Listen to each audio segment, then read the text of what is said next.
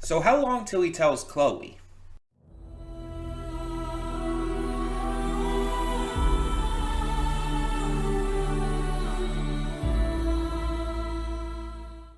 Hey everyone, welcome to Prince of Gay. I'm your host Connie, and today we are here with Season 2, Episode 7 of Lucifer.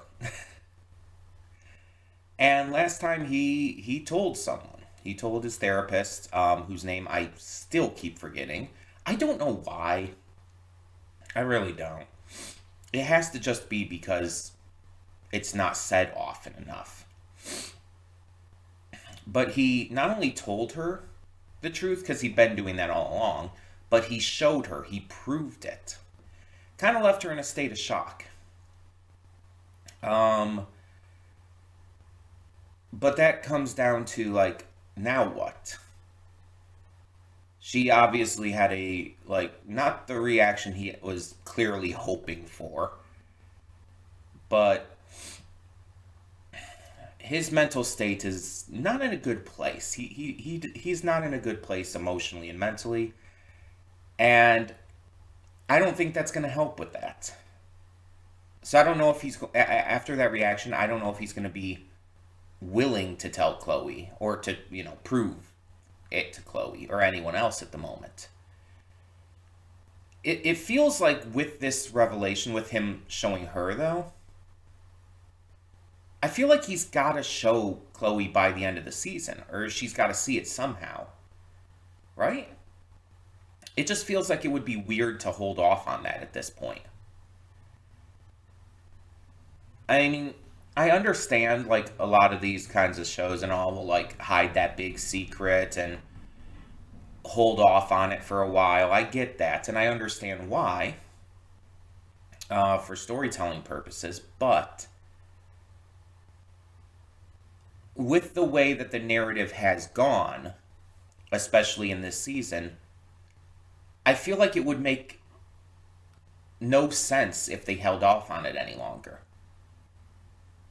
Like, I'm fine with waiting until basically the end of the season, but it really should be this season based on what they've been doing with the plot and everything. But I guess we'll see. I'll talk more about it in the afterthoughts, but as another note, just as a reminder, this is the last Lucifer for a bit. We're going to be going on break because of what is coming next week. There will be more Lucifer in the future. Obviously, I really enjoy this show. We will be getting to the rest of season 2 down the line. We're just taking a break partway through. And like I said, I'll talk more about it in the afterthoughts to remind you of everything that's going down in regards to that. But in the meantime, we're just going to get into this episode, see what we have in store, and hope for the best. So let's do it. Cutting in here real quick to remind you of all the awesome content we have on the channel. Between Monday and Friday, we have a plethora of awesome series reactions with 2 on Wednesday. We also have movie reactions every Saturday and Sunday. I do pre-record them during the week, but upload them on the weekend. And don't forget about the gaming stuff on the Princess of Gaming channel. We have Baldur's Gate 3 every single day, Horizon Forbidden West every Monday and Friday. Tuesdays and Thursdays is Life is Strange Double Exposure. Wednesdays and Sundays is Beyond Two Souls. And Saturdays we have Near Automata. Don't forget to click the link in the description to get to today's video. I do redirect everything just due to copyright reasons. And please, subscribe to the channel and like this video if you want to see more awesome content such as this. But thank you so much, as always, for tuning in. Let's get to today's reaction. And we are back, and we'll begin with spoilers in 3, 2, 1, now. Sorry for the interruption there. Just a bit of a little unexpected thing. Nothing too big, nothing too much of a problem, just, unexpected. But that being said, this was another really good episode. Not that I expected otherwise. It was definitely different. I thought this was going to last a little longer, but things are definitely progressing a little quicker than I expected. which is not a bad thing because it's being handled well. But I really thought like Linda's hesitation was going to last longer, and she's still like not fully there necessarily, but she's opening up. She's willing to open up, she's willing to try, and that's a big step. This episode focusing on Chloe's father and that entire thing was a big deal. Like, this wasn't just your ordinary case of the week situation. This was actually extremely important to her character. I'm surprised it was resolved in a single episode, though. This is one of those things that feels like it was wrapped up way too quickly. Like, I know this has been a thing that's been kind of her entire character arc and everything from the beginning, but that's kind of why I feel like it needed more time to breathe. I think that with him having originally gotten away, the warden, he should have gotten away. And that it would be a recurring arc of him being, hunted after by our heroes. I think that would have worked much better. Like, drastically better. And don't get me wrong, I like how they tied it into May's, like, finding a job, finding a purpose, becoming a bounty hunter. I think that's fantastic, and it works exceptionally well for her. But it's way too quick. It's like, you know how in season 1 there was the recurring story with, again, I think his name was Malcolm and everything, with that entire case that was, like, bothering Chloe the entire time and had been for years. And it's like, that was really good because it spent the entire season going over it. We got little bits and pieces of it at a time, little hints at it, and eventually it wrapped up. That was the season-long story arc. I feel like, even if they didn't want to do it for an entire season, this could have been an ongoing arc for a little bit. They could have done a lot more with it, but instead, it felt like it was just kind of rushed through. For something that informs her almost entire character to a degree, it feels like they just kind of like brushed it aside, waved it aside, and I feel like it could have just been better if it had more time. Not that it was necessarily poorly handled, because it wasn't. It was well done, it was well handled for what we got, but it was like, it was just too quick. It needed more time. It needed a lot more. And I feel like at least a few episodes. And not like concurrent, but spread out, would have allowed it to feel a lot better. And I know there's other story arcs going on right now with like their Lucifer and Amenadiel's mother.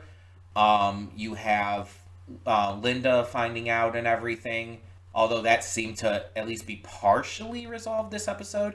Like I said, it's like she's starting to let at least Maze in. She's going to at least try with this all. But yeah, it's like, you also have like Lucifer's guilt over killing his brother and everything in order to save Chloe.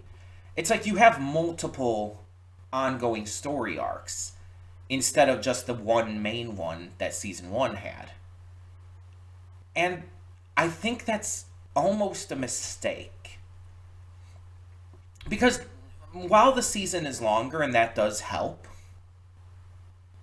I feel like it might lead to some of these story arcs just being resolved way too quickly or easily. And we see that with this episode, and it's just, I just want them to have their own time to shine, you know? I'm worried about it. I'm concerned.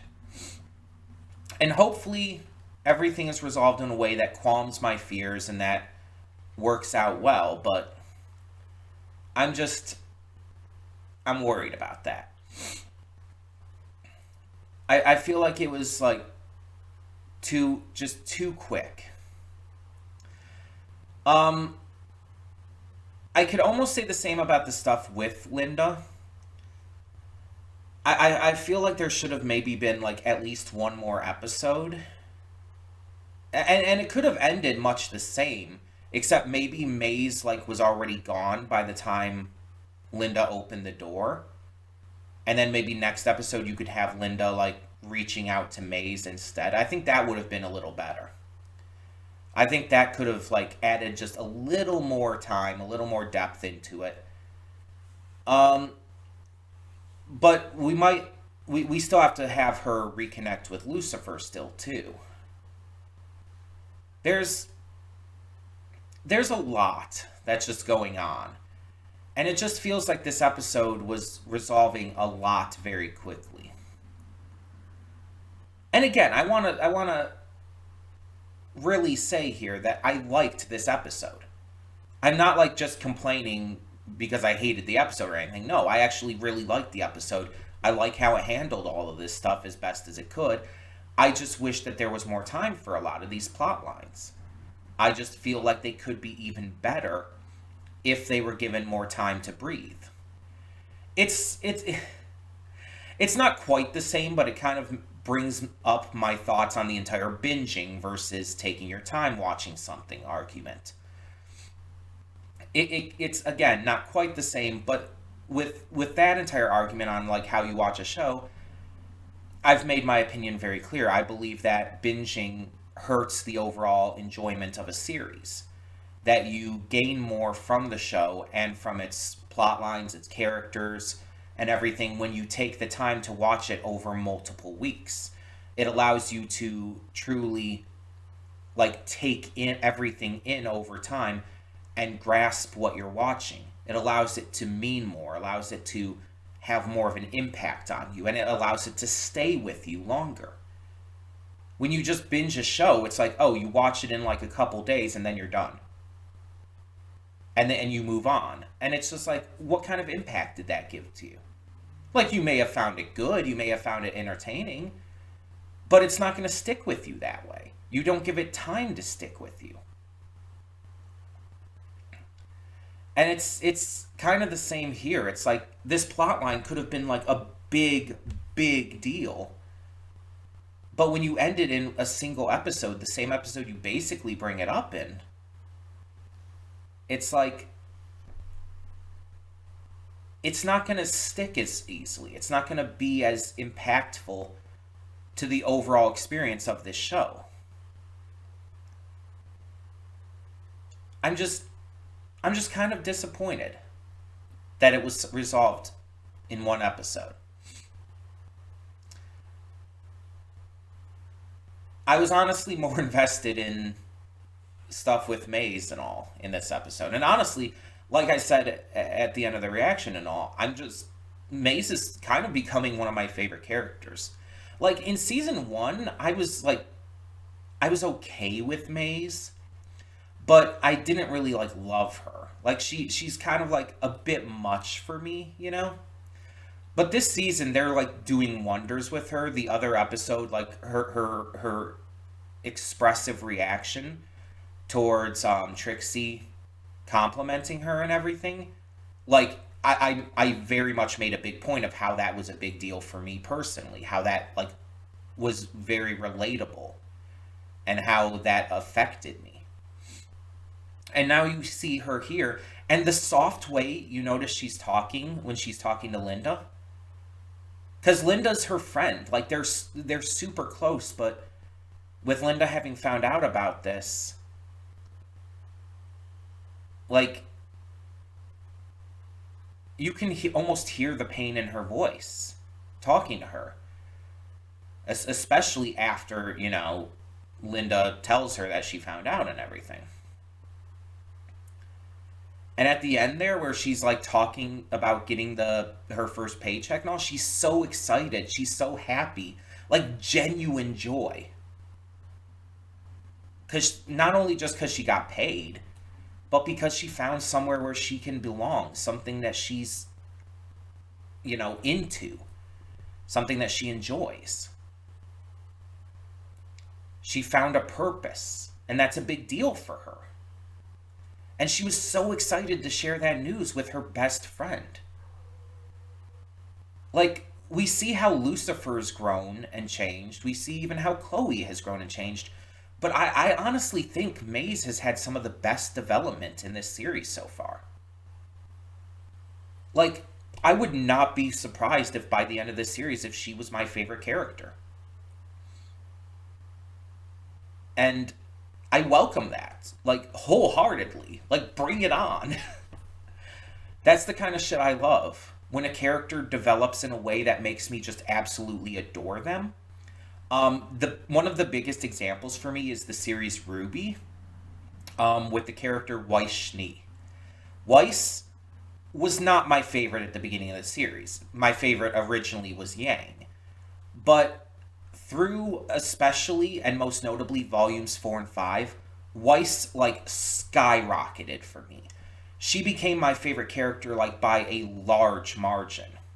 And I still like Yang and I like the other characters too, but Weiss, her development and character work was so excellent that she became honestly one of my favorite characters, probably period, in like all of media. That's a big deal. That is how much I love her character.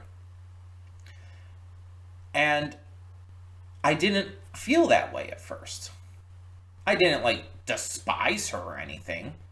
I had issues with her, but volumes 4 and 5 like resolved those issues and helped develop her into a like strong, amazing character.